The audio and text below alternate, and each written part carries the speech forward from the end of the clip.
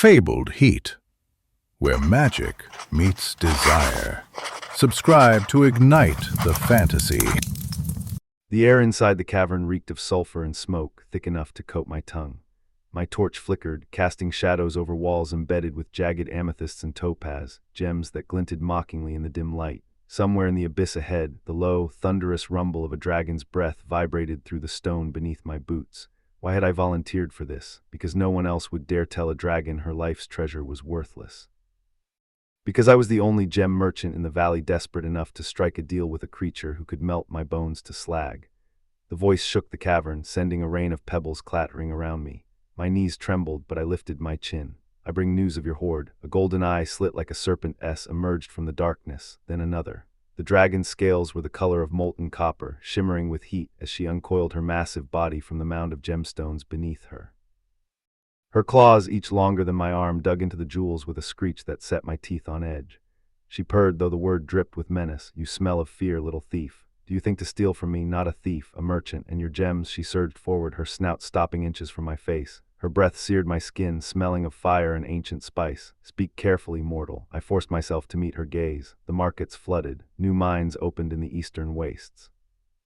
Rubies, sapphires, they're not rare anymore. Your hoard, it's worth a tenth of what it was a century ago. Silence. Then the dragon laughed, a sound like boulders grinding together. Lies, you think me a fool? I've devoured smarter creatures than you for lesser insults. Heat billowed around me. I yanked a ledger from my satchel and thrust it toward her.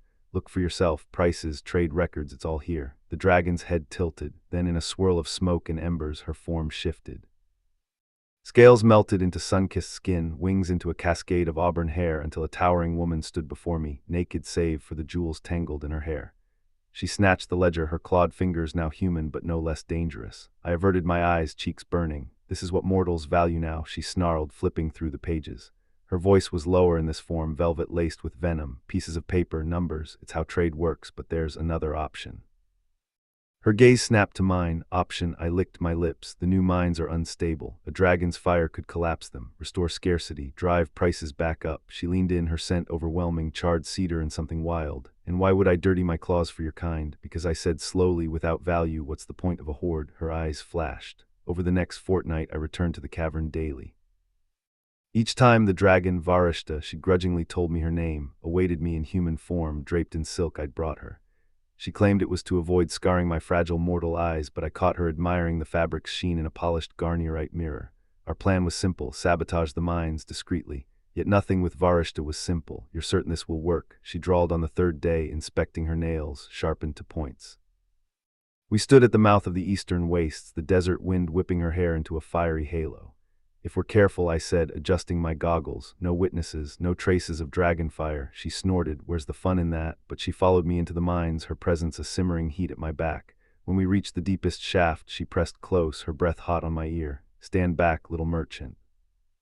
The blast of flame she unleashed was terrifying, beautiful, a ballet of destruction that collapsed the tunnel in seconds. I stumbled, and her arm shot out to steady me, fingers branding my waist. Careful, she murmured, voice thick with amusement. Wouldn't want to lose you. My heart raced. This is a bad idea. It got worse. By the seventh day, we'd sabotaged 3 mines. Each time, Varishta lingered longer after, asking questions. Why do mortals hoard gems if they can't even eat them?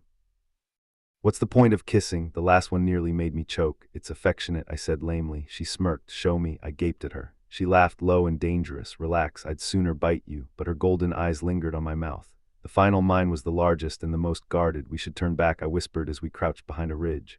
Dozens of miners milled below, their lanterns glowing like fireflies. You should, Varishta said, flexing her hands. I'll handle this. No, you'll kill them. She turned to me, eyes blazing, and I won't let you. A beat of silence. Then she bared her teeth. You forget yourself, Lyra. I am no pet to be leashed. I know what you are, I said fiercely. A dragon who's worth more than her hoard, who's clever, curious. I stepped closer. Who doesn't want to be alone? Her pupils dilated. For a heartbeat, the world narrowed to her lips, parted in surprise, then the ground shook. A roar echoed from the mine, and a second dragon emerged, obsidian-scaled and roaring. Rival, Varishta snarled, shoving me behind her.